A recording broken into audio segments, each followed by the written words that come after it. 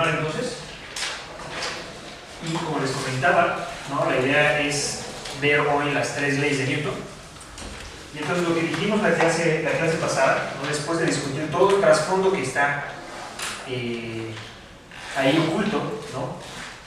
Es que ahora vamos a partir del estado del sistema, ¿no? Esta es la noción crucial.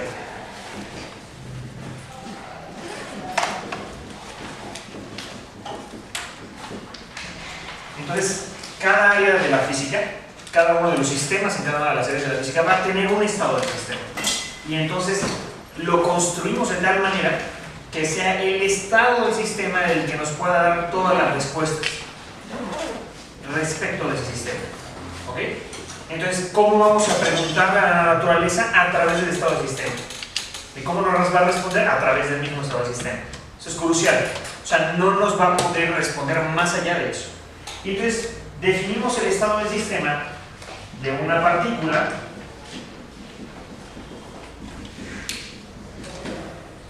que está en el espacio que hemos estado comentando, ¿verdad? Desde hace rato. Como, lo pongo entre paréntesis, ¿no? La posición en 3 dimensiones de esta partícula, ya cuantificada por un vector que depende del tiempo, y el momento de la partícula, que tiene toda la información dinámica, podemos decir. Es decir, su cantidad de movimiento. Entonces, con estos numeritos, ¿no? Que si se dan cuenta son 6, necesito 6 variables, puedo dar cuenta de dónde está el objeto en cada instante del tiempo, lo que me da la trayectoria. Esa es una parte, que podríamos decir la parte cinemática. Y por otro lado, ¿qué tan difícil es moverlo? ¿Qué tan fácil es moverlo? ¿Ok? ¿Cuál es la cantidad de movimiento que tiene ahí? Y entonces esto está dado por... Esto más bien es una parte dinámica, podemos decir, ¿no? De ahí viene como la clasificación. Pero necesito los dos aspectos, ¿ok? Entonces esos son los 6 números. ¿Sí o no? Y entonces lo que dijimos es que el momento lo podíamos expresar como la masa de la partícula por la velocidad. El momento puede cambiar en el tiempo porque la masa cambia en el tiempo o la velocidad cambia en el tiempo. ¿Ok? Entonces esto es importante. No nos basta en términos generales solo con la posición. De la posición podríamos derivar la velocidad, pero no nos basta. Lo que necesitamos es la masa por la velocidad, porque la masa podría cambiar en el tiempo y esa información no está en la posición, no es derivable de la posición. ¿Está clarísimo? Entonces, en principio, cualquier pregunta que podamos hacer sobre el sistema en términos de movimiento, sobre el sistema mecánico, está dado por el estado del sistema. Y ese es el punto crucial aquí. Ahora, para poder resolver el estado del sistema, es decir, encontrar la posición y el momento para todo instante de tiempo, encontrar el movimiento completo en pasado, presente y futuro, una descripción completa del movimiento, yo necesito reglas, ¿ok? Necesito algunas reglas para poder jugar con esto y para poder encontrarlo. Y esas son las 3 leyes de Newton.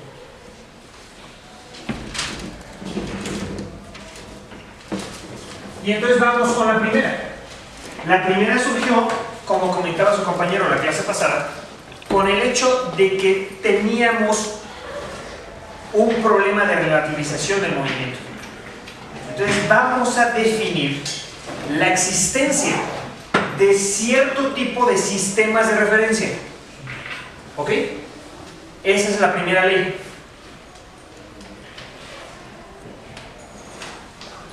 Y entonces lo que vamos a hacer es definir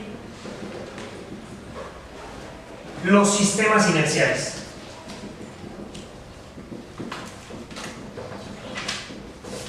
¿Ok?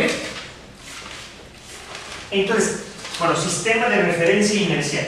¿Ok?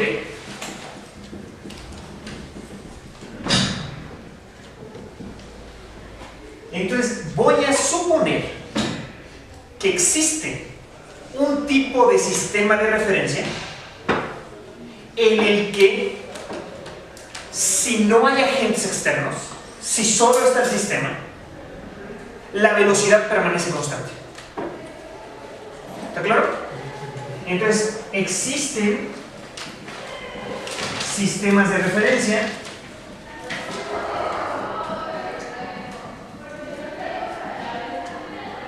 donde en ausencia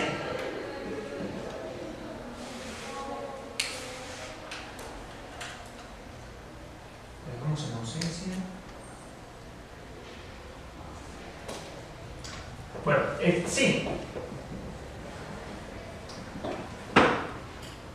en ausencia de agentes externos,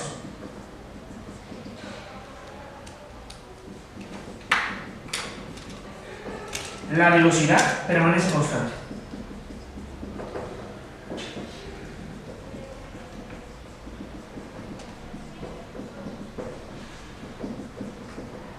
¿Ok?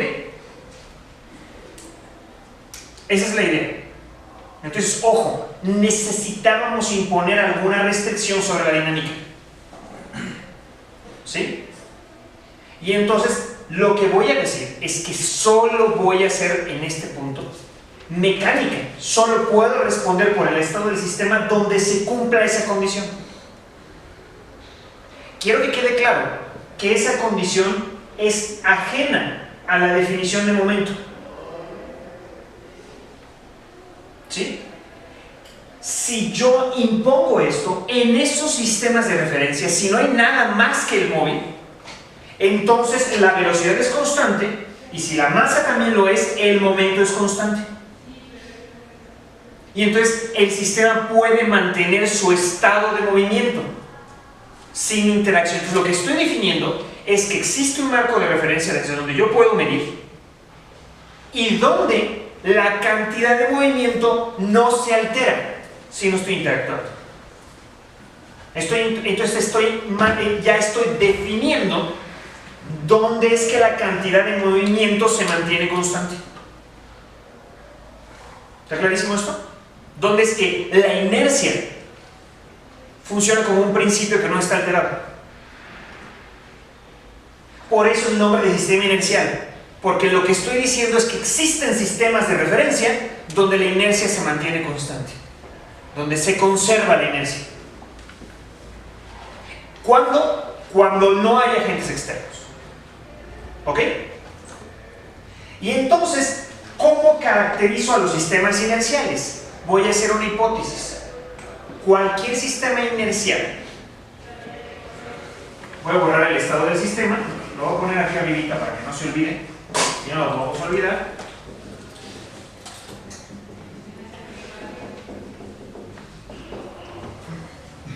La posición y el momento. Cualquier sistema inercial, entonces la existencia, ¿ok? ¿Cuáles entonces son los sistemas inerciales? Voy a pedir que los sistemas inerciales sean aquellos cuyo origen esté en reposo o a velocidad constante también. ¿Sí? ¿Está claro lo que está pasando? O sea, obviamente el sistema de referencia inercial también está en un sistema inercial. Es decir, solo voy a trabajar con sistemas de referencia que sean inercialmente equivalentes entre sí. O sea, solo voy a poder garantizar hasta este punto la comunicabilidad entre sistemas de referencia que mantengan la velocidad constante en ausencia de agentes externos. ¿Sí? Entonces esto significa que, por ejemplo, yo pongo mi sistema de referencia, ¿verdad? Con los tres numeritos, mi origen, y este sistema de referencia que ven puede ser el de aquí del salón. Es un sistema de referencia cuyo origen yo lo veo en reposo. ¿Está claro? Entonces voy a asumir que es inercial, que es comunicable con cualquier otro móvil que también se encuentre a velocidad constante en ausencia de agentes externos. Si yo no le hago nada y pongo un móvil que está acá en una posición R respecto de este sistema, y pongo el otro, lo voy a poner de otro color para que se note. Está horrible este pizarrón ahorita. Voy a ponerlo acá. Pongo otro sistema de referencia montado en el móvil. ¿Recuerdan que podíamos hacer esto? Este sistema de referencia, en ausencia de agentes externos, es equivalente a este. Eso es lo que estoy planteando hoy. Voy a trabajar solo con sistemas de referencia inerciales. ¿Sí? Ahora vamos a ver qué sucede cuando no es inercial. Entonces, este que es X', ¿no? Le pongo unas primas nada más para notar que es diferente, ¿no? Este es S' y este es S. Estos dos son completamente comunicables y equivalentes entre sí. ¿Ok? Eso es lo que estoy diciendo. Entonces, ¿está claro? Existen estos sistemas de referencia. Entonces, si yo tengo un objeto al que no le estoy haciendo nada y este se está moviendo, debe de mantener su inercia. Y lo estoy garantizando postulando la existencia de estos sistemas de referencia, desde donde puedo medir que se mantiene la inercia. ¿Sí o no? Ahora, ¿qué va a pasar? No todos los sistemas de referencia son inerciales. De hecho, no existen los sistemas de referencia inerciales. ¿Ok? ¿Por qué? Vamos a ver. Si la velocidad es constante, hay una característica inmediata al respecto. Ustedes recuerdan, con la cual lo puedo notar. Si la velocidad era una constante, ¿cómo es el movimiento, en primer lugar? Esto es lo que se denomina movimiento rectilíneo uniforme, que son parapuchas. ¿Sí? Su nombre es sucho, ¿no? Que a uno le gusta movimiento rectilíneo uniforme. Simplemente se mueve en una línea recta. ¿Por qué? Porque si la velocidad es constante, significa que el vector tangente que me dice hacia dónde va no se mueve. Y si no, no cambia, entonces siempre apunta en la misma dirección. ¿Está claro? Entonces, desde este sistema de referencia, ¿cómo se mueve el movimiento? La trayectoria es una línea. Porque el vector de velocidad siempre apunta en la misma dirección. Ese es el movimiento rectilíneo uniforme. ¿Qué caracteriza a ese movimiento? Que si se da cuenta, yo podía calcular otra cantidad por derivación de la velocidad. ¿Y esta cuál era? La aceleración. La aceleración me indicaba qué tanto cambiaba la velocidad. Entonces, ¿cuánto vale la aceleración de este objeto? Si la velocidad es constante y la aceleración me contabiliza el cambio de la velocidad, ¿cuánto vale la aceleración? Cero. No se acelera. Entonces, lo que me caracteriza a los objetos en ausencia de agentes externos, ojo, en ausencia de agentes externos se conserva la inercia, es lo que estoy diciendo, es cero aceleración. No hay cambio. Esa es la definición de no hay cambio en el movimiento. Entonces, ojo, con esto acabo de vincular el problema que tenía, en el que yo decía, si pongo un sistema de referencia en un objeto, ¿cuál es la velocidad del objeto? O sea, si yo voy corriendo y me pongo una cámara, ¿no? Digo, ya voy a decir marcas, ¿no? Una cámara que de esas inmóviles, ¿no? Respecto a mí, no dije nada. Y entonces voy corriendo, la cámara me va moviendo, ve que todo lo demás se mueve, no yo. Entonces yo estoy inmóvil en ese sistema de referencia. ¿Cuál es mi velocidad? Cero. Y es uno de los valores constantes posibles. ¿Está claro? Entonces acabo de hacer equivalentes todos esos sistemas de referencia. ¿Sí? ¿Qué es lo que los caracteriza? ¿Qué caracteriza inercia constante? La aceleración es cero. Entonces eso se nos indica que si yo quiero meter un agente externo, el agente externo va a estar relacionado con un cambio en la velocidad. Si yo sí interactúo, tengo que cambiar la velocidad y eso va a ser aceleración. Entonces vamos para allá. ¿Está clarísimo? Entonces, una vez que completemos eso, vamos a regresar a esto. Por lo pronto lo estoy postulando, existen esos sistemas. ¿Sí?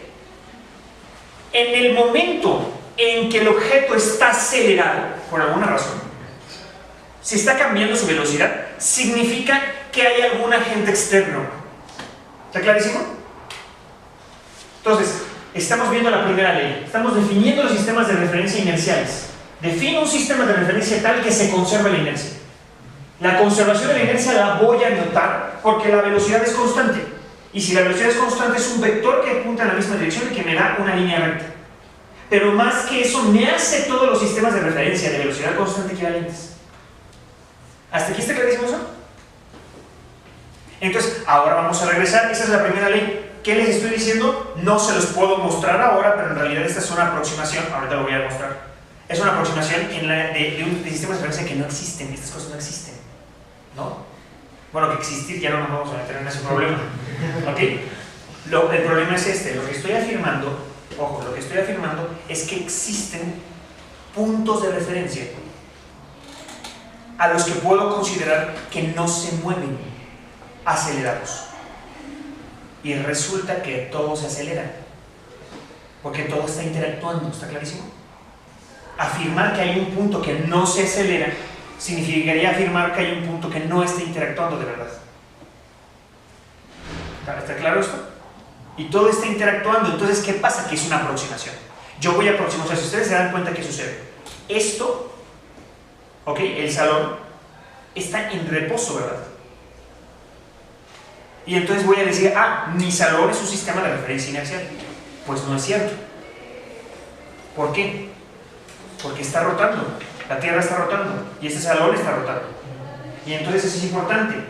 Un movimiento rotatorio, que me quería meter en algo que más detalle sabe esto, pero no lo voy a hacer. Pero un movimiento circular es un movimiento acelerado. Si la trayectoria es un círculo, el vector velocidad está cambiando, ¿se dan cuenta? Cambia de dirección. Si me da tiempo voy a hablar del movimiento circular, pero lo importante es esto. Cualquier cambio de rapidez o cambio de dirección es un cambio en la velocidad y por tanto corresponde a una aceleración. Entonces, si yo roto, no es un sistema de referencia inercial. Si yo aumento mi velocidad, si acelero, no es un sistema de referencia inercial. Entonces, la primera ley es la definición de los sistemas inerciales. ¿Ok? Otra regreso a esto, para no perder el. ¿Hasta aquí está claro? ¿Hay alguna pregunta? Esa es la primera ley. Solo estoy resolviendo ese pequeño problema que veía por ahí. Puse las reglas del juego. ¿Dónde vamos a responder por el estado del sistema? Donde se conserve la inercia. En una primera instancia. Y con esto estoy garantizando la comunicabilidad de sistemas de referencia. Y dándole sentido al hecho de que la velocidad sea cero. ¿Sí? En el sistema de referencia donde me implanto con el objeto. O desde el objeto. ¿Hay alguna duda en este punto? Yo tengo una pregunta. Es que no sé qué tan cierto sea ese asunto que dice que la gravedad tiene un alcance infinito. Entonces podríamos pensar verdaderamente en un lugar en el espacio, por así decirlo, donde no hubiera ninguna clase de interacción y entonces se cumpliera al 100% esa ley. O sea, que no haya influencia de la gravedad ni ningún tipo de fuerza más que la que ya está como que en el objeto por su inercia. Claro, pero mira, el problema de eso es, de alguna manera, ¿no? Es análogo a la idea del universo finito. Aquí lo que estamos viviendo es el problema de la infinitud.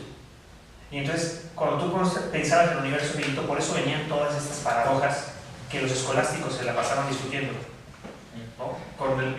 Desde Aristóteles, ¿no? Y discutían una y otra vez Aristóteles porque decían, a ver, si yo llego al límite del universo, ¿no? Donde eso es todo lo que hay, del otro lado no hay nada, ¿no? Y entonces, ¿qué onda con eso? Y no, lo que pasa es que está es de alguna manera cerrado, ¿no? Etc. Aquí entonces piénsalo de esta manera. Si tú tienes alguna región del universo que no tenga interacción, tiene una frontera. Y esa frontera va a interactuar o no. Sí, o sea, ahí hay el problema. Entonces, en realidad lo que tú vas a hacer es hablar con certeza y decir, en términos prácticos, es cierto que este salón no está interactuando para los fines de describir el movimiento dentro del salón. ¿Sí está claro? Ese es el punto, es una aproximación. Y entonces voy a aproximar a algunos lugares del espacio, a algunos objetos, como los orígenes de mis sistemas de referencia inerciales. Aunque yo no pueda garantizar por completo de que lo sea.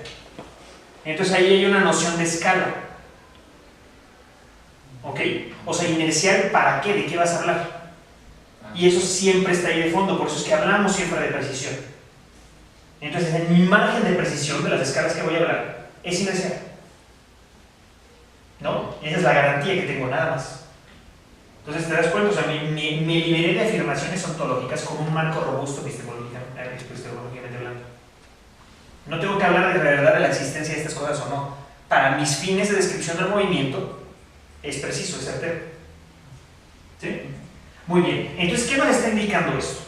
Que si hay aceleración, ¿ok? Entonces hay un agente externo. Si la aceleración, que es el cambio de la velocidad, es distinto de cero, vamos ya suponiendo esto es una definición, vamos a percatarnos de que existe un agente externo, de que está actuando el agente externo, de que está interactuando. Y entonces ahora sí, nosotros decíamos que nuestro sistema completo era el sistema de estudio más el agente externo. Y entonces lo que corresponde ahora es incluir finalmente el agente externo de alguna manera. ¿Sí? Entonces, ojo de nuevo, el estado del sistema es lo que me va a responder todo. La primera ley me define dónde voy a jugar. La segunda ley es lo que de verdad es ley. Es donde yo metí las manos y afirmo cierta cosa de la naturaleza. Entonces voy a definir a los agentes externos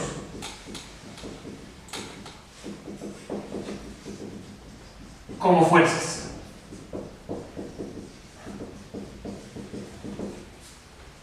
¿Ok? ¿Qué va a ser la fuerza? Ojo, no es cualquier agente externo porque yo ya delimité el marco. Tampoco son causas de movimiento porque yo ya le di un principio de movimiento a los propios objetos. ¿Ok? Entonces es un tipo de objeto que lo que hace es cambiar ¿qué? ¿Qué cambia en el objeto? Para moverlo, ya en el marco construido. Esta es una pregunta para ustedes. La dirección. No la velocidad. No. ¿Qué es lo único que podemos responder? Ojo, ¿qué dijimos al principio? Solo podemos responder acá. La inercia. La cantidad de movimiento. Entonces las fuerzas son objetos que lo que van a hacer es cambiar la cantidad de movimiento y en consecuencia la inercia. ¿Sí o no? Entonces, vale, no es para que quede claro. Lo que yo definí es un marco teórico donde lo que a mí me importa del movimiento es en dónde está y cuál es su inercia cuantificada, que fue el momento, su cantidad de movimiento. Primero, entonces digo, ¿dónde es que la cantidad de movimiento se reconoce como una propiedad del mero objeto, sin agentes externos? Y es en los sistemas de referencia inerciales. Ahí puedo medir qué es la inercia de ese objeto. Ahora tengo que meter los agentes externos. Y entonces, un agente externo es tal que lo que me puede cambiar es la inercia. Y en consecuencia, va a dirigir la trayectoria. Si este objeto cambia la inercia en cada instante de tiempo, ese objeto me va a dictar a dónde se mueve. Entonces ya reconcilié con la idea aristotélica de que tengo una causa siempre ahí. Pero mi informalismo no depende solo de eso, porque también tengo el hecho de que el objeto pueda seguir solo. Ya tengo las dos. Entonces, la fuerza lo que me va a cuantificar es el cambio de la inercia. ¿Está claro? Y entonces, aquí es la parte difícil. ¿Por qué? Porque entonces, ¿cómo cuantifico eso? ¿De qué manera lo hago?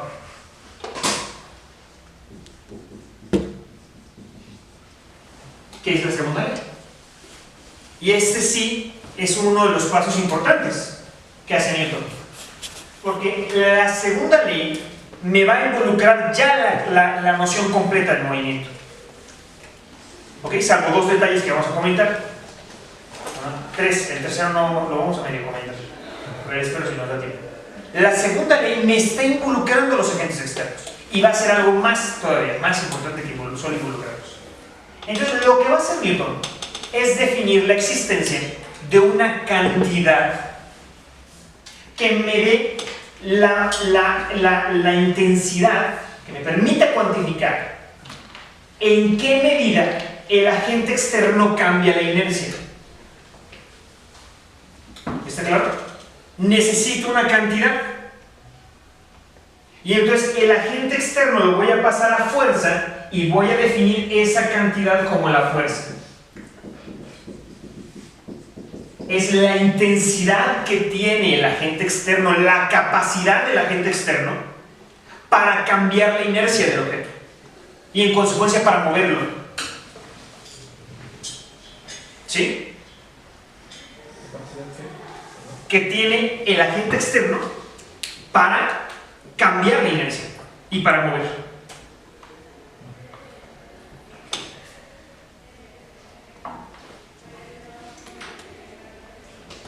¿Sí?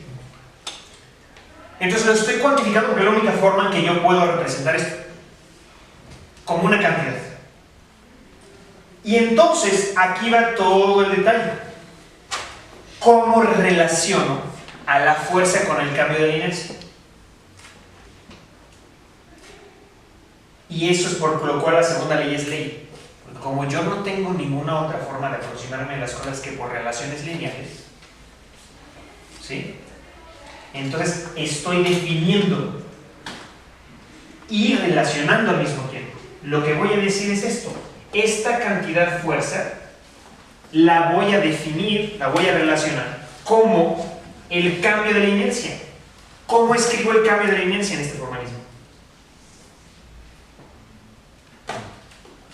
Con la aceleración. Recuerda, ¿quién es la inercia? La aceleración no incluye la información de la masa. ¿Está claro o no? Quiero decir, el agente externo tiene una intensidad que me cambia la inercia. ¿Cómo expreso el cambio de inercia con todo el lenguaje que hemos desarrollado?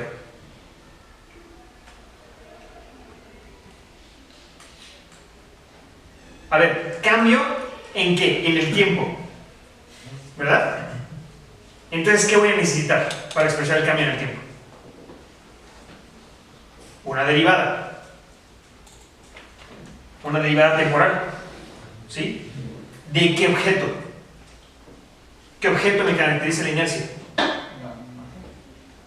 No, el momento. ¿Verdad? Esta es la cantidad de movimiento.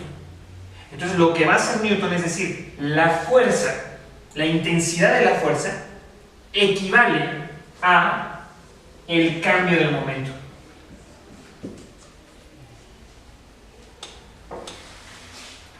O sea, cualquier cambio de inercia, ¿sí?, está contabilizado aquí, porque es el cambio de esta cantidad respecto del tiempo. Y esto es lo que voy a identificar como la fuerza. Entonces, de un lado tengo al agente externo, del lado izquierdo, y del otro lado tengo la partícula. ¿Por qué? Porque si yo, ojo, si yo doy el momento, si yo tuviese el momento en todo instante de tiempo, yo tendría entonces la información de qué fuerzas están actuando sobre el objeto, de alguna manera, al menos dinámico, el movimiento. A través del movimiento yo podría entender qué efectos están sobre él, más o menos. Entonces, esta es la segunda ley de Newton. No F igual a M por A. ¿Sí? Si no es esto. La fuerza es igual al cambio del momento, al cambio de la cantidad de movimiento, en última instancia, el cambio de la inercia. ¿Por qué? Porque yo podría cambiar la inercia también con la masa. Si el objeto perdiera material, de alguna manera, yo tendría un cambio de inercia. O sea, si tengo un camión que tiene troncos y se le van cayendo los troncos, cada vez pesa menos, ¿no? Cada vez tiene menos masa y es más fácil moverlo. ¿Sí? Ahora, la cuestión aquí importante es esto. Yo no he dicho quién es la fuerza ni el agente externo, y esa va a ser la incógnita. Solo marqué teóricamente el formalismo. O sea, si existe algún agente externo, voy a suponer que se relaciona de manera directamente proporcional, lineal, con el cambio del momento.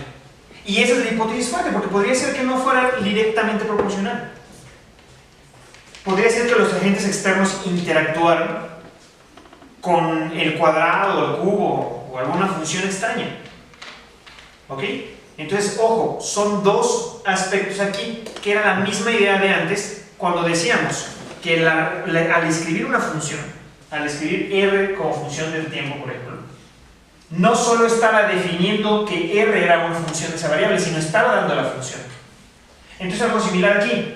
No solo estoy definiendo que la interacción de las fuerzas se va a interpretar a través de cambios del momento, sino que estoy asumiendo que la relación es lineal, hasta este punto. ¿Qué me falta por describir? Me falta por dar esta expresión, la fuerza. ¿Y de qué depende la fuerza? Puede depender de muchas cosas. En particular, lo que uno va a suponer es que la fuerza, la intensidad del agente externo, puede depender solo de lo que está en mi formalismo. ¿Está claro? Entonces voy a decir, la fuerza es una función, o podría ser una función, de la posición de la partícula. Por ejemplo, aquí la partícula recibe una interacción diferente de los agentes externos de acá. Piensen en un río. Tiene diferentes intensidades de la corriente. Entonces, si lo pongo en medio, no va a ser lo mismo que si lo pongo en la orilla. Entonces, la fuerza o la interacción del agente externo podría depender de la posición. Podría depender también del momento. Podría tener un sistema en el que si intenta moverse más rápido, se le oponen más. Si intenta moverse lento, no hay tanta resistencia. ¿Cuál es ese caso típico? La fricción, por ejemplo. Y es lo que pasa con los coches de carreras. Si ustedes tienen un coche, ¿no? Un sub-8 que va a 10 km por hora, el viento no ofrece ninguna resistencia. Pero si ustedes toman su 8 y lo llevan a 100, ¿no? 150, 200, el viento empieza a generar resistencia. Y entonces, pues vuela. Entonces ahí tengo una fuerza que depende de la inercia. Si la inercia es más grande es la resistencia, puede ser. Y finalmente puedo tener una fuerza que dependa explícitamente del tiempo. ¿Sí está clara la notación o no? O sea, es que depende de la posición, o depende de la dinámica, o depende explícitamente del tiempo. ¿Qué sería algo que depende explícitamente del tiempo? Que yo, por ejemplo, yo golpeo el pizarrón y después lo dejo de golpear y luego lo vuelvo a golpear. Conforme va avanzando el parámetro tiempo, hubo una interacción, luego no hubo, luego otra una interacción, entonces está dependiendo explícitamente del tiempo. ¿Sí? Y entonces la segunda ley de Newton se escribe así: la fuerza que depende de la posición, del momento o del tiempo es igual al cambio del momento. Y esta es la segunda ley de Newton. Y es ley porque me está diciendo cómo introducir los agentes externos. Y no era trivial eso. ¿Ok? Estoy metiéndolos en el formalismo a través de una relación lineal con el cambio de momento. Y si se dan cuenta, ya depende únicamente de las variables importantes, de esos 6 numeritos y del parámetro. ¿Sí? A ver, ¿alguna pregunta hasta aquí?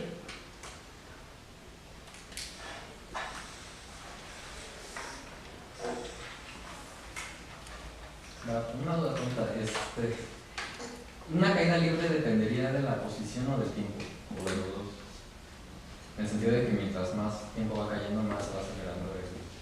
Fíjate, es una excelente pregunta.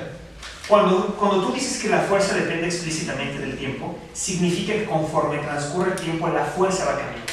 La gravedad, en ese sentido, cambia.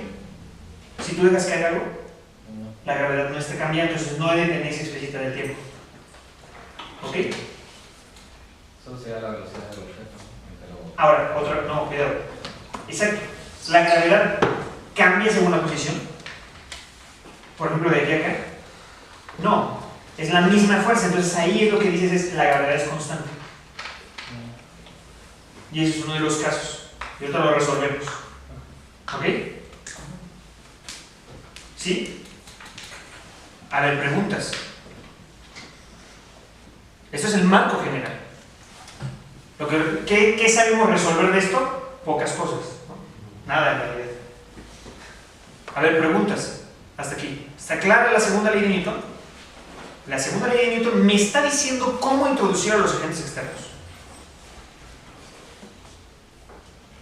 ¿Sí o no? Yo tengo duda. ¿Qué pasó? Por ejemplo, estamos diciendo que nuestro agente externo es el cambio de la inercia, pero... No, que la acción ojo, el agente externo está representado cuantitativamente por F. Okay. Lo que estamos diciendo es que la intensidad del agente externo es el cambio de la inercia. En todo caso, está representado por la posición, el momento y el tiempo. El agente externo podría depender de cualquiera de esas tres. Sí, esos son los que nos dan nuestros grados de libertad. Claro, esto te da los grados de libertad. El tiempo no lo es. El tiempo es un parámetro. Eso va a quedar claro el jueves. Me voy a explicar por qué el tiempo desaparece de esta descripción. Sé que me voy a mover como mucho del marco de que estamos hablando, No, pero en cuestión, cuando decimos que, en todo caso, ¿por qué sí se cuenta el tiempo cuando hablamos en un sistema de referencia ya como en cuántica, por decirlo así? O sea, porque la luz sí, o sea, nos importa como el tiempo, o sea, porque aquí no lo podemos tomar, o sea, no logro visualizar como ese cambio de, porque aquí sí y allá no. Bueno, al revés, aquí no, y allá sí. Por eso va a quedar claro cuando veamos el espacio del jueves. Pero voy a responderte. También en cuántica el tiempo es un parámetro. ¿Ok? Entonces, desde una visión, de nuevo, esto va a quedar un poco más claro ya que pasemos por todo esto. Pero lo que va a suceder con el tiempo es que no hay modificaciones sustanciales respecto al tiempo aristotélico. Es simplemente sucesión cuantificada. Y entonces, como sucesión cuantificada, lo que vamos a poder hacer es generar un marco de referencia, un marco teórico completo en el que yo puedo visualizar pasado, presente y futuro de un golpe. Y entonces el tiempo se vuelve irrelevante. Pues vamos a ver por qué. ¿Ok? En cuántica, el tratamiento del tiempo es el mismo. En cuántica no relativista. Pero el problema en cuántica es que tú tienes el problema de la medición. Y entonces tú tienes una regla de evolución temporal. Ahorita voy para allá. Esta es una regla de evolución temporal, ahorita voy a decir por qué. Y cuando tú mides, entonces tienes otra regla de evolución. Porque es el colapso de la función de onda, bajo la interpretación de Copenhague. ¿Ok? Y entonces ahí el tiempo cobra otra relevancia, porque sí hay instantes de tiempo importantes que no se pueden ver como un mero parámetro. ¿sí? Y ahí es parte de uno de los problemas de cuántica. ¿Ok? Entonces, eso ya lo veremos el jueves, no lo de cuántica, pero porque el tiempo desaparece de alguna manera de la descripción. Nunca desaparece por completo, pero sí, se puede ver pasado, presente y futuro. Entonces, vamos, ¿sí? A ver, ¿más preguntas? ¿Sí le respondí más o menos o no? O sea, en relatividad cambian las cosas porque el tiempo se vuelve espacial y entonces ya no es un parámetro. Bueno, ya que están en ese tema un poco más salgado, me pregunto si los agentes externos tienen algo que ver con algo que se llama, bueno, yo no sé qué sea, pero que le dicen salto cuántico. No. El agente externo es cualquier cosa que cambie la inercia. Lo acabamos de definir. Si de alguna manera los saltos cuánticos son otra cosa, ¿no? Si algún salto cuántico cambiara la inercia, sería un agente externo en este formalismo. ¿Ok? O sea, si pudieras mostrar, sería una fuerza. ¿Está claro? Entonces, ojo, ¿qué es fuerza? Lo que cambia la inercia. Porque ese es nuestro formalismo. ¿Sí? O sea, si tengo un perro, ¿no? Y le cambio de color con tintes caballito, ¿no? Ya estoy diciendo que raras, ¿no? Lo que sea, eso no le cambió la inercia al perro. Ojo, entonces no está en este formalismo. No es un agente externo válido para este formalismo. Entonces acotamos todo. Esa fue la aproximación de partículas. Está involucrado en esto. Si yo tengo algún cambio de otra cosa, ¿no? Que la semilla fue, ¿no? A árbol, ¿no? Potencial, no tiene nada que ver con esto. O sea, aquí solo es cambio de inercia. Entonces la segunda ley es importante porque me está definiendo qué agentes externos puedo hablar, de qué agentes externos puedo hablar. Únicamente de los que me cambien la inercia. ¿Sí o no? Ahora, ¿qué sucede? ¿Está claro? ¿Tienen alguna otra pregunta aquí? ¿Importante? ¿O no importante? También se puede. A ver, ¿más preguntas en esta parte?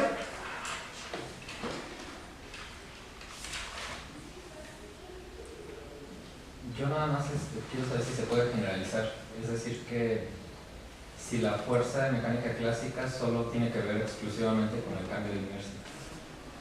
En mecánica clásica, sí. Sí.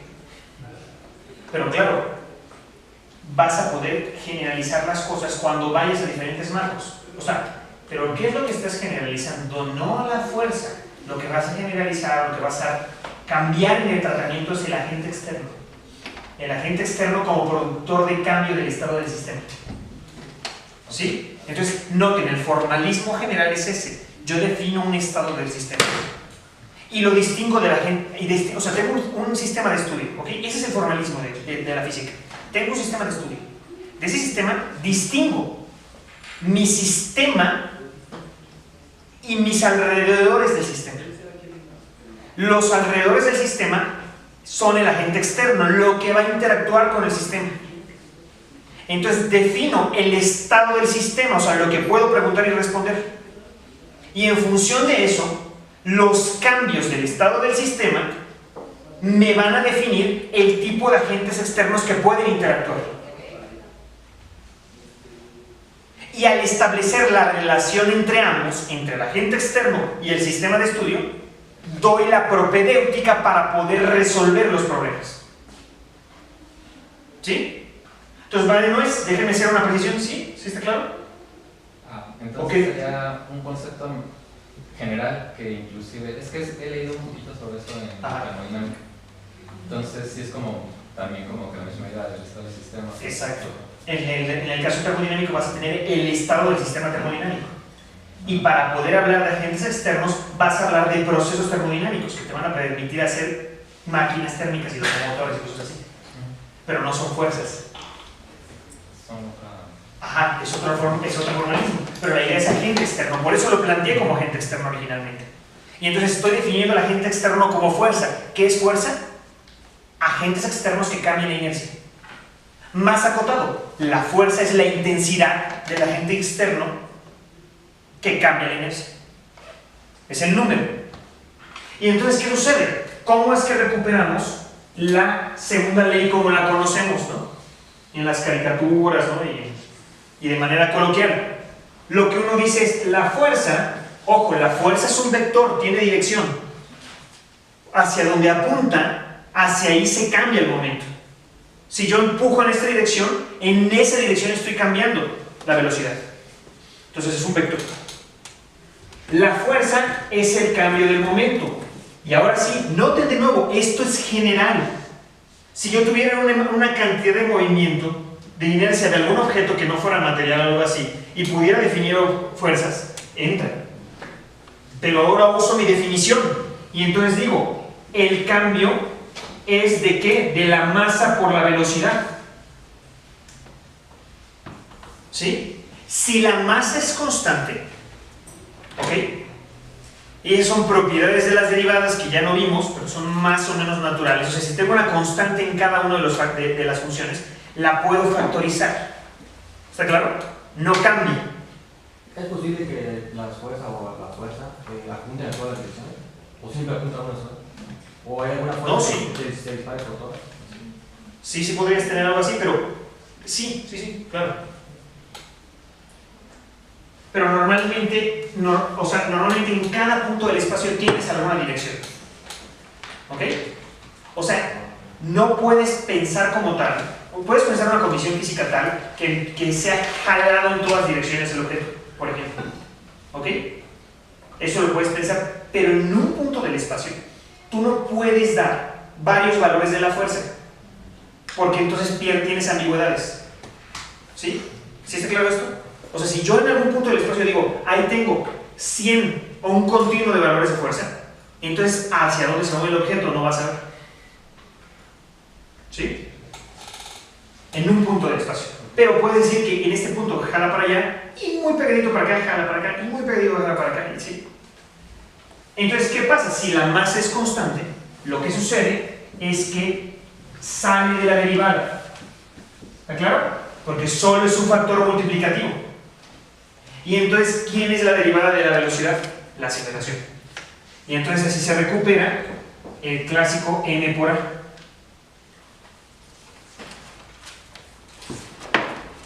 ¿Está claro? Pero de manera general, por reglas de las derivadas, uno puede pensar que la fuerza, si la masa dependiera del tiempo, sería la velocidad por el cambio de la masa respecto del tiempo, más la masa por la aceleración. Cuando la masa es constante, esto desaparece, porque no depende del tiempo, y recuperamos esto. ¿Qué tipo de problemas clásicos? Pues un cohete, por ejemplo, ¿no? Un cohete tiene combustible. Conforme va quemándolo y se va moviendo, va perdiendo el combustible por eyección. Entonces va perdiendo masa. Y entonces su inercia va cambiando por esa pérdida de material, por esa pérdida del objeto que se tendría que mover. Y entonces aparecen este tipo de problemas, pero es otra cosa. Entonces finalmente esto es por eso que aparece el F igual a m por a. Pero esa no es la segunda ley. Ese es un caso particular de la segunda ley. La segunda ley es que la fuerza es el cambio del momento. ¿Sí? ¿Está clarísimo? Entonces, con esto matamos dos pájaros de un tiro, porque en primer lugar metimos en el formalismo a los agentes externos, pero por otra parte acabo de definir lo que se llama como ecuación de movimiento. Y esa es una parte teórica difícil, sobre todo para muchos de ustedes que no están familiarizados con las ecuaciones. Esto es la ecuación de movimiento.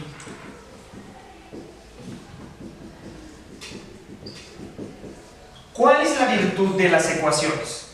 O de las igualdades y las equivalencias en general. Que yo puedo pensar el problema siempre al revés. Yo les dije, si yo supiera en cada punto el cambio del momento, yo podría de alguna manera entender cuantitativamente cuál es el efecto del agente externo en cada uno de esos puntos. ¿Está claro? Pero ahora puedo invertir el problema y decir, si yo doy el efecto del agente externo en cada uno de los puntos, entonces puedo encontrar el momento en cada instante de tiempo. Y entonces esta es la parte crucial. La ecuación de movimiento es la ecuación que me da. Si yo doy la fuerza, si yo conozco la fuerza, es la que me da el momento. Y si obtengo el momento, de alguna manera puedo obtener la posición. Y entonces, resolver esta ecuación me da el estado del sistema. Y entonces ahí empieza a sonar esta frase que dice: si yo conozco las reglas del sistema y las condiciones iniciales, yo conozco pasado, presente y futuro. Es el determinismo. ¿Ok? El determinismo a la Laplace.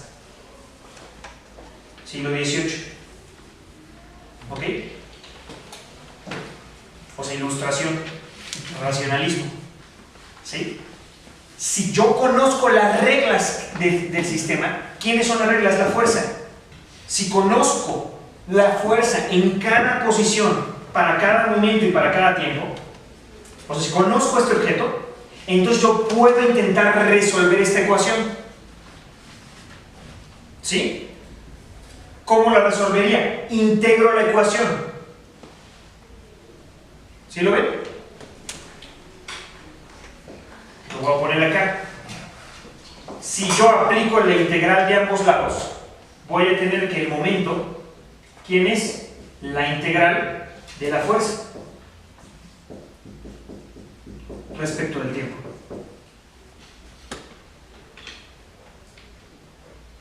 Entonces suena bien, ¿no? Si yo conozco la fuerza en cada instante del tiempo, sumo todas las contribuciones de la fuerza, ¿y qué obtengo? Pues el cambio, el momento en cada instante del tiempo. Porque estoy viendo los cambios de inercia en cada pedazo de tiempo en el continuo. Entonces, esto significa resolver la ecuación de movimiento, integrar la fuerza. ¿Sí?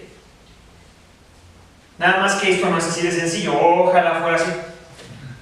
¿No? Ya lo integré y me voy a mis tablas de integrales o mis programas de integración en internet, ¿no? Y ya estuvo el asunto. No. Resulta que típicamente esta cosa es algo que se llama ecuación diferencial. Y entonces ya fue, ¿no? Necesito ir con los matemáticos a que me enseñen a resolver estas ecuaciones. ¿Ok? Entonces no se asusten, vamos a resolver un par de casos sencillos. ¿Ok? Es más, un caso nada más, que fue el que comentaste, para que veamos cómo queda la propedéutica. Ojo, ya cerró la propedéutica de esto. Ya tenemos un conjunto de reglas para describir el movimiento. Describir el movimiento significa dar dónde está el móvil y qué tan difícil es moverlo o hacia dónde va en cada instante de tiempo. ¿Cómo sé eso? ¿Cómo lo encuentro? Dame el agente externo. Usa la relación del agente externo, que es el cambio del movimiento, de la cantidad de movimiento. Resuelve esta ecuación y ¿qué vas a encontrar? El momento. Y entonces, si encontraste el momento, ya encontraste cuál es el movimiento. O sea, resuelve esta ecuación y encuentra esto. ¿Vale? No es, ¿qué quiero? Esto. Esto es encontrar el movimiento. Responder a la pregunta, ¿cómo se mueve? ¿Cómo lo hago? Resuelve esta ecuación. Y encuentra esto. ¿Qué necesito para resolver esta ecuación? Dar F. Y ahí está todo el problema. ¿Ok? Entonces el formalismo es muy bonito, porque ya cerró, está muy redondeado. ¿Sí lo ven o no? Está muy acotado lo que voy a preguntar, lo que voy a responder y cómo lo voy a hacer. El problema es la fuerza. Y esa es la tradicional disputa entre Hooke y Newton. Newton plantea de alguna manera todo este formalismo, pero nunca les dan la fuerza. No dicen quién es la fuerza. Y entonces cada problema requiere encontrar cuál es la fuerza, y eso no se los da la mecánica. La mecánica no puede responder por quién es la fuerza, solo tienen que derivar de alguna manera de otros medios. Entonces hay muchos problemas que se pueden resolver dando esto. Vamos a hacer uno de los más sencillos para que vean cómo es que encuentro entonces el estado del sistema. a partir de la ecuación de movimiento. ¿Sí? A ver, ¿está claro hasta aquí esto o no? ¿Sí o no? ¿No hay dudas? ¿Seguros? Bueno, yo digo, por ejemplo, mi fuerza es una fuerza constante.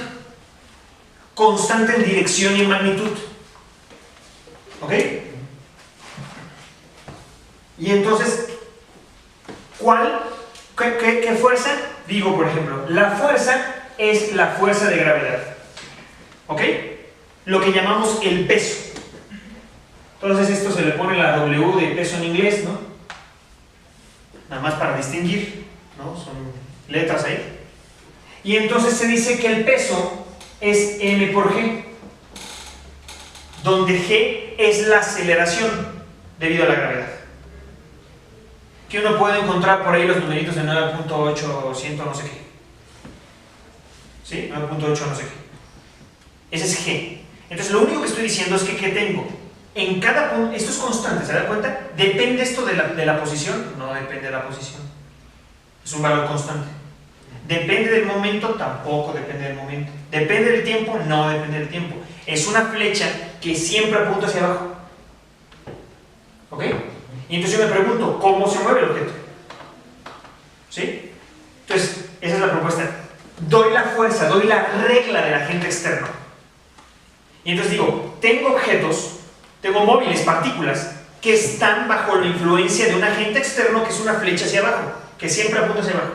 ¿Cómo lo resuelvo? Entonces digo, muy bien, m por g es la fuerza, y esto tiene que ser igual al cambio del momento. ¿Ok? ¿Está claro? Y luego digo, pero voy a suponer que mis partículas no cambien de masa. Son pelotitas, ¿no? Balas de cañón, balines que suelto. Tengo acá y lo dejo a merced de la gravedad, de esta fuerza, que va a cambiar su movimiento, que va a cambiar su cantidad de movimiento. Entonces, ¿qué hago? Pongo esto como m por la aceleración. ¿Verdad?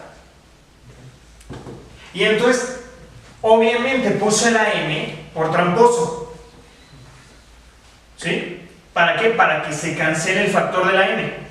Y entonces lo que estoy resolviendo es el problema de aceleración constante, porque esto es distinto de cero. Un movimiento, como dicen, uniformemente acelerado. O sea, aceleración constante.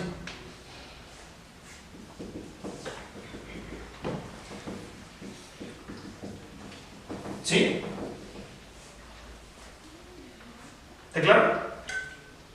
Y entonces, esto me permite resolver. ¿Por qué? Porque puedo encontrar el cambio de momento. Si la aceleración es constante, ¿cuánto vale la velocidad?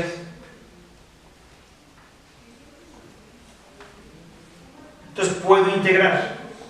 ¿Ok? Entonces lo que hago, y ahora sí es hacer ecuaciones, ¿no? Voy a poner acá la ecuación de movimiento.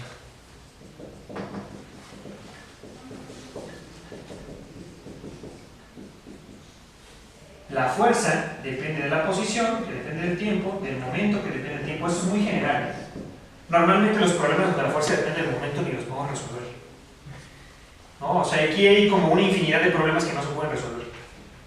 No, se pueden resolver, pero no sacando ecuaciones cerradas, sino con métodos numéricos cerradas. ¿No? Entonces aquí tienen para comer 200, 300, 500 años. Entonces, ¿cómo resolvemos el problema? Si la aceleración es constante, yo puedo obtener la velocidad como función del tiempo por integración. ¿Sí? Entonces, la integral va a ser una integral que vaya desde el tiempo cero, ¿sí?, hasta el tiempo inicial, hasta un tiempo final, o sea, de un tiempo inicial hasta un tiempo final, de la aceleración como función del tiempo. Lo voy a escribir de otra manera para que quede claro. ¿Ok? Para que quede clarísimo. El diferencial de la velocidad ¿quién es? La aceleración por el diferencial de tiempo. ¿Está claro? Un pequeño cambio de velocidad se debe al factor de aceleración por un pequeño intervalo que yo considero. ¿Está clarísimo eso? ¿Sí o no? Entonces yo integro de ambos lados.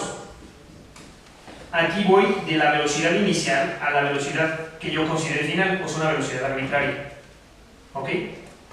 Y acá voy del tiempo inicial a un tiempo arbitrario. Típicamente uno le pone unas primas acá para que no haya confusión de variables, en realidad no importa matemáticamente. Y entonces, ¿qué pasa? Este objeto se vuelve mi cambio de velocidad. ¿Está clarísimo? Y mi cambio de velocidad tiene que ser la integral de la aceleración. ¿Sí está claro esto? O sea, un cambio de velocidad entre un tiempo inicial, o sea, cuánto cambió la velocidad desde este punto a este punto, pues es la suma de las pequeñas aceleraciones en cada instante de tiempo. ¿Sí? Si la aceleración es constante, entonces la puedo sacar de la integral, porque es un factor multiplicativo. Y entonces me queda que la aceleración es la integral de ti por t dt. Es decir, la integral del diferencial de tiempo. Esto es simplemente a por delta t. O sea, el cambio del tiempo inicial al final que yo estoy considerando. ¿Sí? Muy bien. Y lo que hago después es decir lo siguiente. Entonces mi velocidad como función del tiempo es una velocidad inicial, ¿está claro? ¿De dónde parte?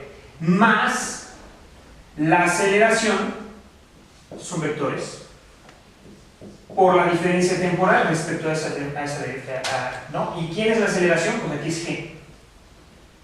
¿Está claro? Y entonces ya di el momento. Si multiplico todo eso por la masa, obtengo el momento como función del tiempo.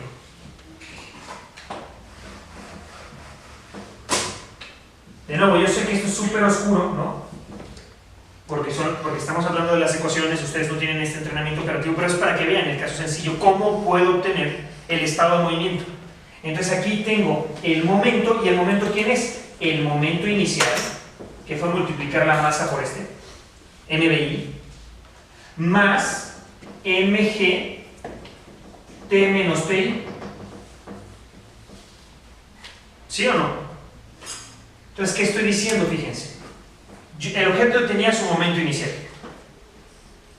En el momento en que empieza a ser afectado por la gravedad, entonces su momento está dado, su cambio de momento empieza a incrementarse por el factor de la fuerza. Lo empieza a incrementar, ¿ya vieron? Cuando t empieza a aumentar respecto de ti, hay un factor que es el peso, el que se empieza a añadir. Entonces yo tengo un objeto, por ejemplo, en reposo, TI es 0. En el tiempo 0, ¿cuánto vale ese momento? 0. En reposo. ¿Sí lo ven? T igual a TI es 0. En el momento en que empieza a contar el tiempo, esto es distinto de 0. ¿Cuál es el momento? El que le dio la fuerza. Lo acaba de acelerar. Le acaba de transferir de alguna manera el momento. Acaba de cambiar su inercia. Conforme vaya pasando el tiempo, le va a ir transfiriendo más y más y más.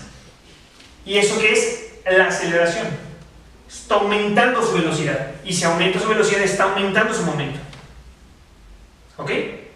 Ojo, todo este planteamiento está en un sistema de referencia fijo, que es el sistema de referencia de laboratorio. ¿Cómo cambia la posición? ¿Cuál es la trayectoria como función del tiempo?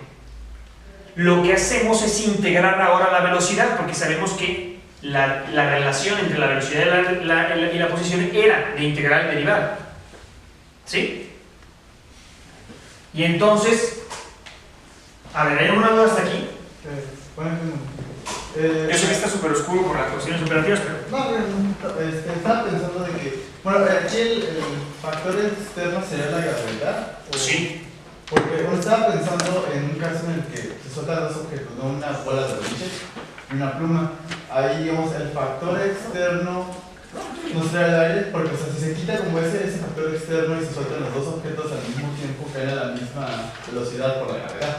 O sea, y aquí el factor externo está, o sea, obviamente va a causar más resistencia en la pluma que en la pluma. Exactamente, pero ese es digamos, eso que acabas de mencionar, remitiéndonos a Galileo, y qué bueno que lo mencionas, esa es la diferencia que hace Galileo. Lo que va a decir Galileo es, si yo considero un agente externo que lo único que hace es tener un efecto constante, entonces los objetos se tienen que mover así. Esa es la transferencia de inercia. ¿Sí? ¿Por qué la pluma cae más lento que la bala?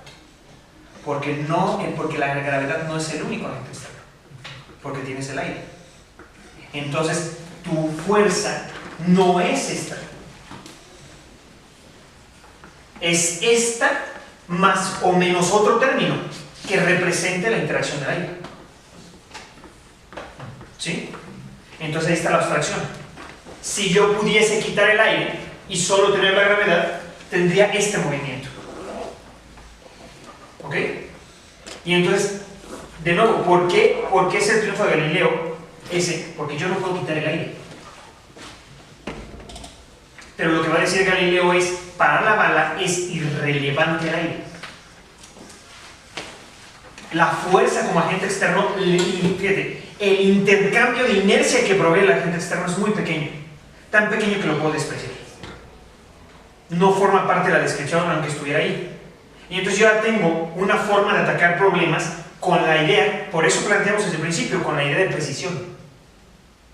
Si en mi precisión puedo considerar despreciable, es decir, poco sensible a los cambios, a algún objeto, lo quito de la descripción. Y esa es la abstracción, ese es el movimiento de abstracción que estoy haciendo. Desde partícula también, de alguna manera. Entonces, en realidad, o sea, si tú tienes una bala de cañón que cae, tiene la gravedad que yo tengo, porque yo también tengo gravedad porque tengo masa y eso es otra historia, el aire, las fuerzas electromagnéticas que están ahí, el campo magnético de la Tierra, los rayos cósmicos y un montón de cosas, pero todas son irrelevantes en esa escala, porque para mis intervalos de precisión no hay manera que yo los vea o que los detecte. ¿Sí? Entonces es mi seguro epistemológico. Esa es la idea que el físico utiliza como despreciar, que no me va a alterar significativamente mi medición. Si me la altera significativamente, significa que es importante. Vale la redundancia. ¿Ok? Y eso que altera bueno, que es relevante son los factores. Bueno, es una pregunta. No tiene nombre. Es que me acuerdo de los diseños de los experimentos que hay factores y variables, pero esos factores serían como lo que hay que considerar, pero que puede tener injerencia en el experimento. Sí, o sea, digamos, es un nombre que se utiliza para eso, ¿no? Pero normalmente es irrelevante, porque hay cosas que ni siquiera te percatas que están ahí. Ese es el problema, ¿no? Y entonces esa va a ser la cuestión, o sea, hay tantas cosas en realidad que, entonces fíjense, ahora de nuevo podemos pensar el problema al revés.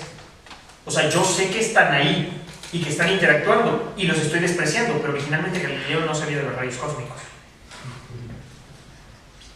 ¿Sí?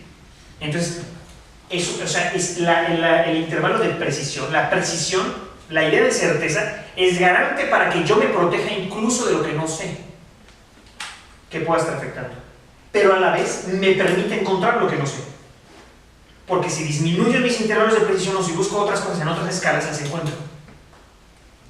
¿Sí? Entonces sí está claro lo de la bala y la pluma. ¿Cómo describo entonces ahora la pluma? Ah, pues ingéniatelas para dar esta F, incluyendo la I. ¿Sí?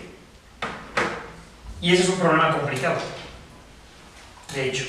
O sea, tratar de describir la interacción del aire con cada uno de los filamentos de las plumas es un problema, ¿ok? Entonces, pero yo construí un formalismo que me permite despreciar esas cosas y hacerme pato.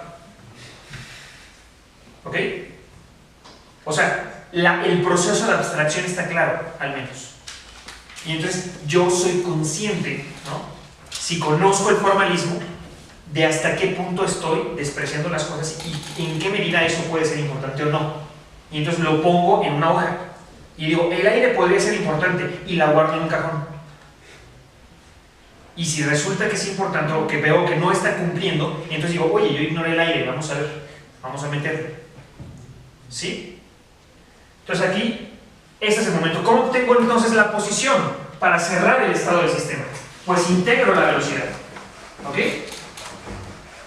Y entonces la velocidad, como función del tiempo, era una velocidad inicial más la aceleración por este intervalo de tiempo. ¿Ok? Y entonces, ¿qué va a pasar? Que yo sé que dr es b por dt. ¿Está claro? Entonces, yo voy a integrar y voy a saber que un cambio de la posición se debe a la suma de la velocidad por los pequeños intervalos de tiempo, es decir, dvi más a t menos ti por dt. ¿Sí? Y entonces, ¿qué va a suceder? Este, si se dan cuenta, es un valor constante. Entonces lo hago completo. Delta R es la integral de di por dt. La integral es una cosa lineal. Entonces, si sumo acá, puedo distribuir la suma. Más a, que es una constante, la integral de t menos ti dt. De ti hasta t. Y esta no era esta de aquí, ¿no? ¿Está claro? Y entonces, si integro, este es un valor constante, recupero el anterior, que tenía un delta t. Y este es la integral de t.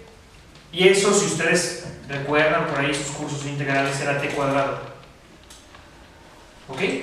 Pero no se preocupe. O sea, yo lo pongo acá y ahorita lo derivamos de vuelta y vemos que sí es. Y entonces la posición queda así. Una posición inicial más la velocidad inicial por un intervalo de tiempo más la aceleración por el intervalo de tiempo al cuadrado entre 2. Y este es el famoso factor t cuadrado de Galileo, del plano inclinado y de caída libre. Y entonces, ahorita lo cerramos. Pero ¿qué nos dice otra vez? Podemos leer de las ecuaciones el movimiento. Si yo parto de una posición inicial, por ejemplo 10 metros, ¿sí? Y entonces, ¿qué voy a tener? Si tenía una velocidad inicial, por ejemplo, si yo la aventé hacia abajo o hacia arriba, eso va a ir aumentándose con el tiempo. Eso es v por t, era la velocidad media, ¿recuerdan? Va a ir aumentando su posición o disminuyendo su posición en factor de esto.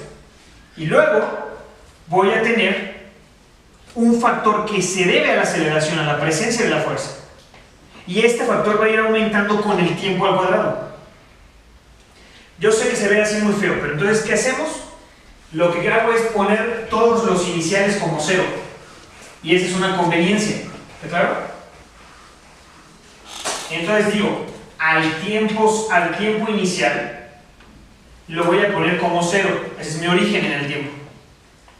En el tiempo inicial yo tenía una velocidad inicial 0. ¿Está claro? Estaba en reposo en mi sistema de referencia. Y lo voy a poner en el origen de mi sistema de referencia. Por conveniencia. Y entonces, ¿qué tengo? Tengo que el momento como función del tiempo es mgt.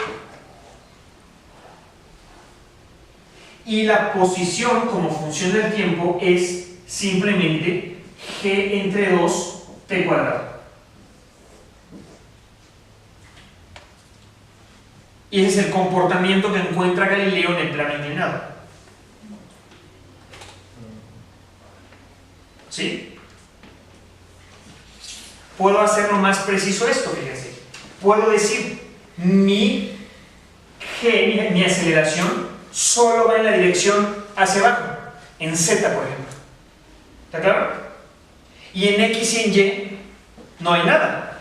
La gravedad no jala en X y en Y. Entonces, digo, mi vector G es 0 por X más 0 por Y más G por Z.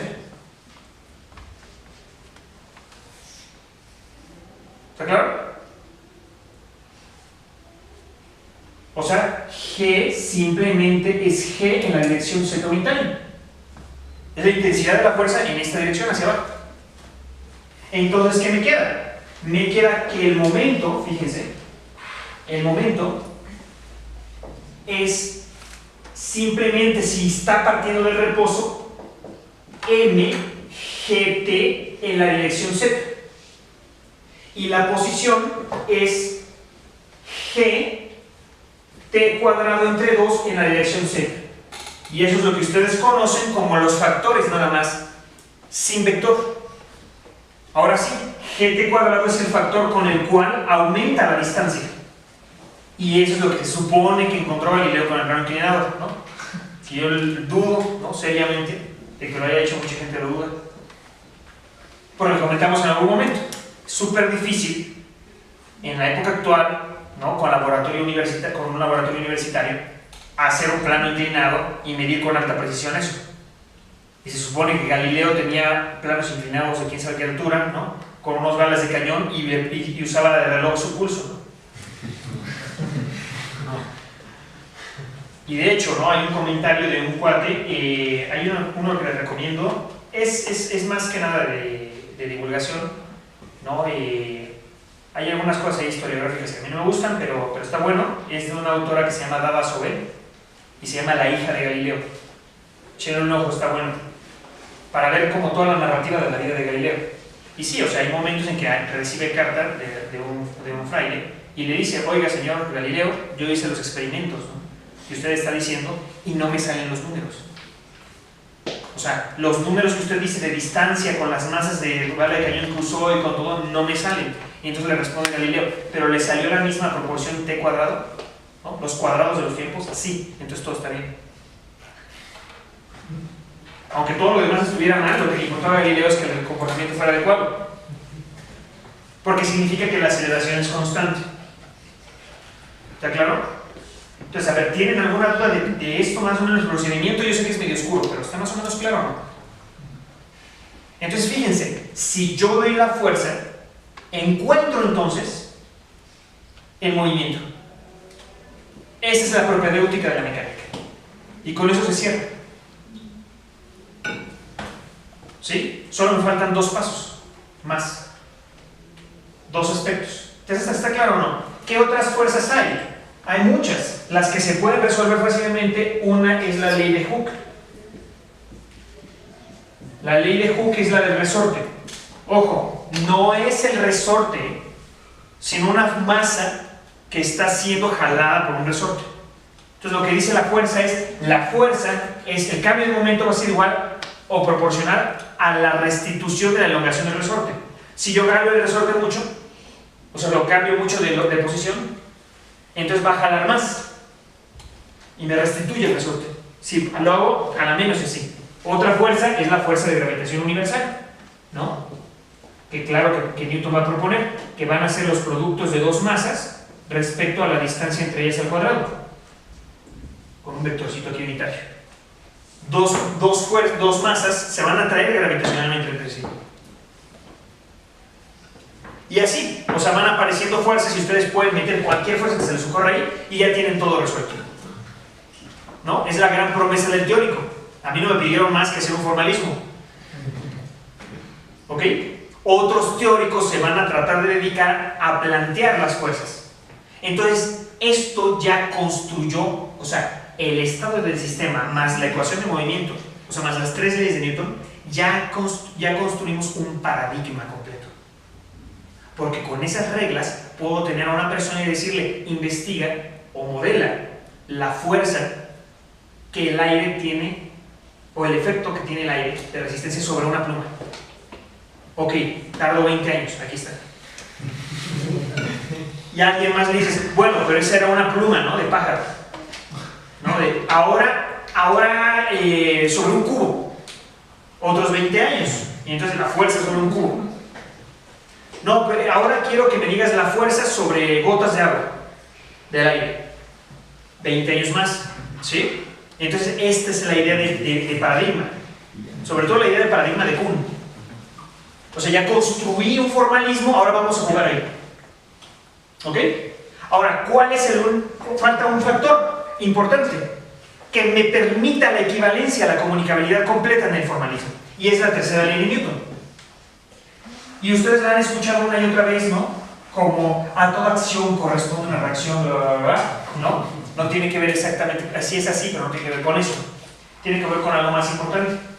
La tercera ley, lo que me va a decir es que puedo intercambiar, ojo, ese es lo crucial de la tercera ley, puedo intercambiar al sistema de estudio con el agente externo.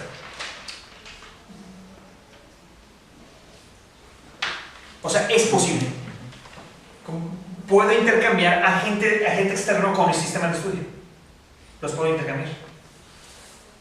Porque yo pienso, por ejemplo, en esferas de billar. Yo tengo una esfera de billar y si le pego a la esfera de billar con mi puño, entonces la esfera de billar se mueve. Pero mi puño también lo podría haber pensado como la esfera de billar que me pegó. Y entonces debió de haberse movido mi puño. Esto lo veo con dos esferas de billar. Si tengo una esfera de billar y aviento una, le pega a la otra y la mueve. Pero esta también cambió su movimiento. Entonces hay una transferencia de movimiento. ¿Está claro? Y entonces la tercera ley es la conservación del momento total.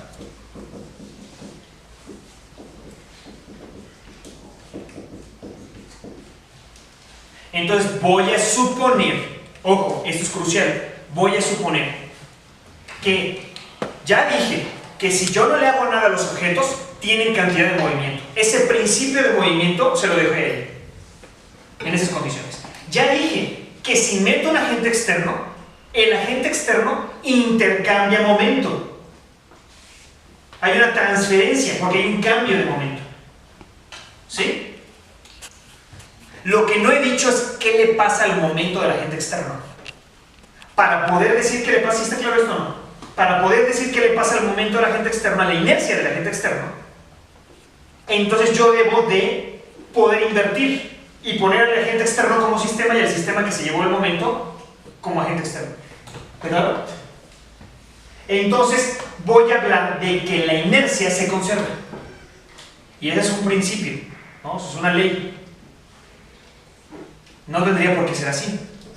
Podría ser que la inercia no se conservara y que las cosas efectivamente con el paso del tiempo se empezaran a frenar.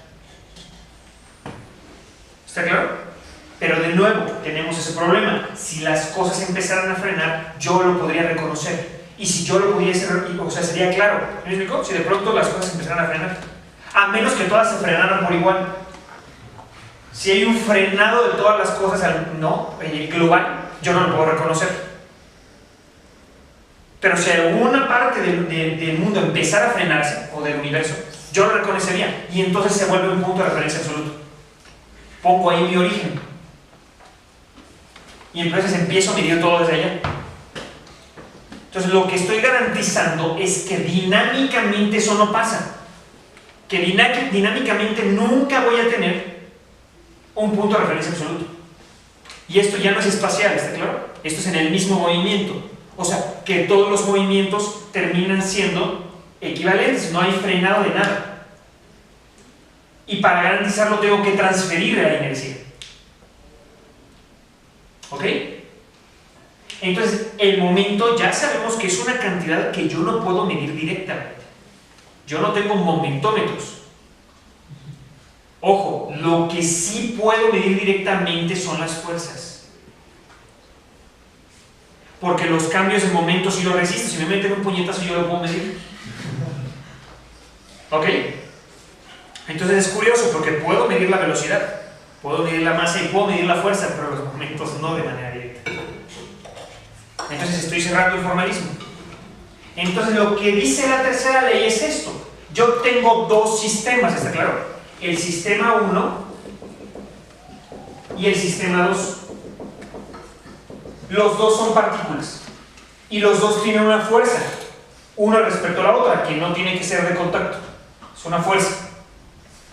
Entonces, lo que voy a afirmar es que la fuerza que recibe 1 debido a 2 va a ser igual a la fuerza que recibe 2 de respecto de 1. Y esto es lo que ustedes conocen, pero no vamos a partir de ahí, vamos a partir de la conservación del momento total y llegar a esto. Y entonces, ¿cómo lo hago?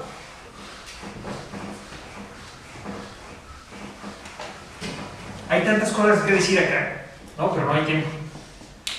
Entonces, siempre me quedo con las ganas, ¿no? de decir más en esto. A ver, entonces, ¿qué sucede? Lo que yo voy a asumir es esto. El momento total es el momento de la partícula 1 más el momento de la partícula 2. ¿Está claro? Las voy a sumar. La inercia de uno más la inercia de la otra es la inercia total. ¿Sí? O sea, la inercia del sistema completo, como agente externo y partícula. Muy bien. Si yo hago el cambio en el tiempo del momento total, esto es, por las propiedades de la derivada, pues un cambio en esta más un cambio en la otra. ¿Sí? ¿Está claro o no? Ya lo habíamos visto, pero ya lo hicimos. Lo que voy a afirmar es que el cambio de esto es 0.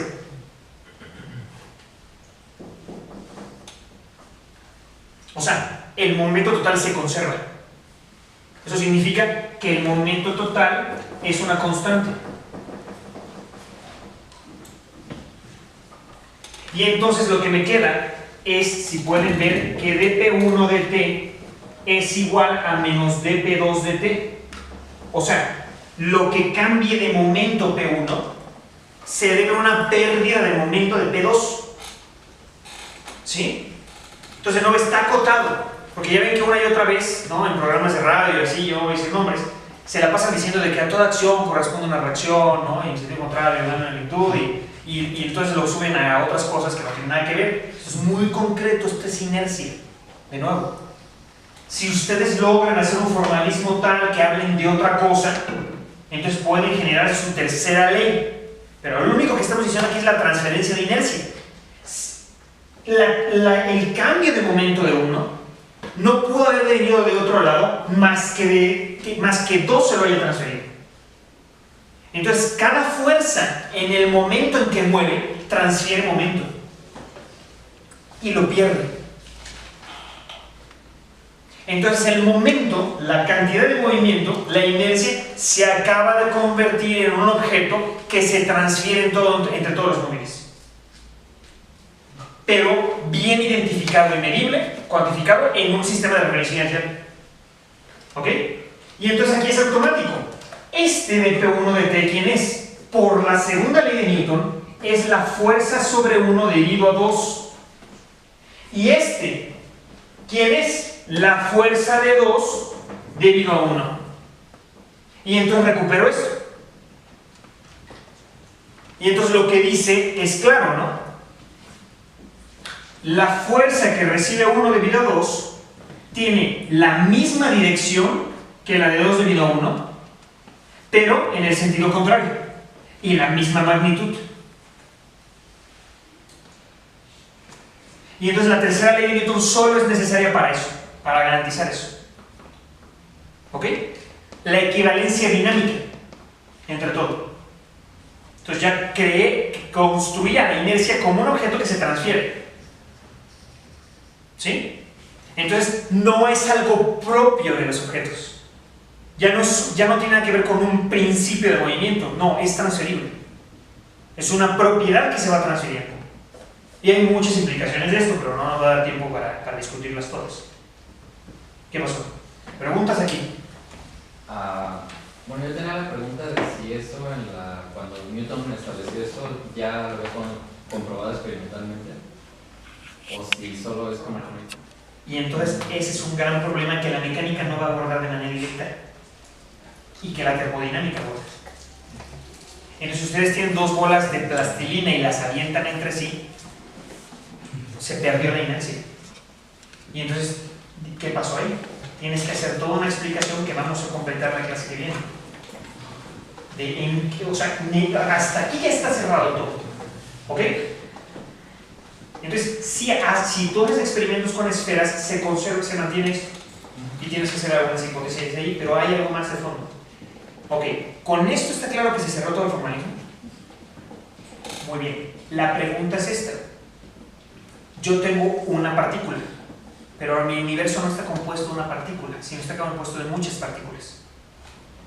O sea, si yo agarro un montón de sillas y cada una es una partícula y las hago chocar entre sí, y yo me considero el agente externo, ¿no? Y juego con las sillas así, ese problema ya ni puedo resolverlo, porque son tantas ecuaciones que no puedo. Es tan grave el problema que el problema de decir, a ver, ¿cómo se mueve el Sol, la Tierra y la Luna? Ya no tiene una ecuación cerrada. Se llama el problema de tres cuerpos. Ya murió todo. Y la gente se quedaba así como... O sea, puedo resolver resortitos, palancas, poleas, hormiguitas en poleas que tienen palancas, puedo resolver todo eso. Pero si de pronto digo, vamos a poner 5 poleas que chocan entre sí, la mecánica dice, lo puede usted resolver. Y cuando planteo las fuerzas y las ecuaciones no se pueden resolver directamente. Con métodos numéricos en la actualidad ya se puede. Entonces aparece todo un problema. Y entonces lo que van a suponer es lo siguiente. Tengo que generalizar un poquito esto. Y ahí es cuando nace el determinismo. Voy a considerar, sobre todo en la cuestión celeste, voy a considerar todos los objetos del sistema solar, partículas. Tengo un sistema de partículas. El estado del sistema está dado por esto. Lo importante de todo que quiero que observen es lo siguiente. Esta es la propuesta de la mecánica que va a ser el siguiente paso. Cualquier observable del sistema, cualquier cosa, desde la mecánica, debe estar explicado por la misma mecánica. Entonces, esta es una hipótesis muy fuerte, porque ese es el siguiente paso, y no es explícito. No es explícito, pero ya está aquí. Como todo me lo puede responder el estado del sistema, todo, eso significa que todo debe ser función del estado del sistema. Entonces, sea A una observable, lo que quieran. Lo que quieran, ¿eh? A debe ser función de R y de P. Esa es la propuesta de la mecánica. ¿Por qué? Porque todas las respuestas están en el estado del sistema y ahí es cuando se proyecta más allá de sí misma la mecánica. Y entonces dice, a ver, si yo tengo un perro y el perro es color café y el perro se mueve por allá y hace no sé cosas, ¿el perro está hecho de partículas? Sí, porque sus átomos y moléculas son partículas. Si yo pudiera describir las reglas que rigen esas partículas, entonces yo podría dar el estado del sistema y cualquier observable de perro es una función de esto. Y entonces, si yo doy la fuerza, ¿verdad? Si doy las reglas mecánicas y dinámicas del sistema y resuelvo la ecuación de movimiento y encuentro el estado del sistema, yo conozco todo lo que puedo saber del perro. Su color, ¿no? El funcionamiento de su cerebro, sus emociones. Y entonces es el determinismo total. Ajá. No, absoluto, cuidado con las palabras absoluto, ¿no? Pero es el determinismo, ¿sí? Como tal. O sea, y es el mecanicismo. ¿Ok? Es la idea cartesiana de que yo tengo un mono y el mono en realidad es cilindrero en el sentido más profundo. O sea, es una máquina sin alma. Que si yo conozco las reglas de esa máquina, mecánicamente puedo derivarlo todo. ¿Está claro? Entonces ahí está el paso fuerte, pero está en el momento en que yo definí estado del sistema. Entonces ahí las aseveraciones fuertes, es decir, en verdad el estado del sistema te describe todo y el estado del sistema mecánico. Y esa es la pregunta. Y obviamente no. O sí, no hay gente que sigue diciendo que sí. ¿No? Entonces lo que va a pasar es que la mecánica no va a ser suficiente, va a aparecer la mecánica cuántica. Y entonces todo el mecanicismo se va a pasar a la mecánica cuántica. Y uno va a decir, Si yo conozco las reglas del mundo microscópico de los átomos y moléculas, entonces conozco todo y entonces la explicación del comportamiento del cerebro, de mis emociones, de todos mis movimientos ya están determinados por la cuántica. Y esa es la idea del demonio de Laplace. Pero vamos a discutirlo la próxima clase, porque esto todavía no se ha completado. O sea, necesitamos un formalismo que nos permita solventar este paso, ¿no? No es obvio. O sea, que yo he hablado de una partícula con su dinámica y no sé qué, y ahora acabo de pasar de golpe a decir, lo puedo escribir todo. ¿No? O sea, puedo dar pasado, presente y futuro de todo lo que existe. No, a ver, espérate, ¿no? O sea, estábamos hablando del movimiento. ¿De dónde pasas de que de aquí a acá? Pues lo vamos a ver en la siguiente clase. Y ese es el espacio-fase.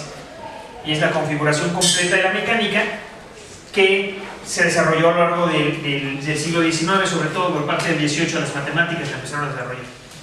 ¿No? Del XVII al XIX, desde Newton para allá, hay más de mecánica.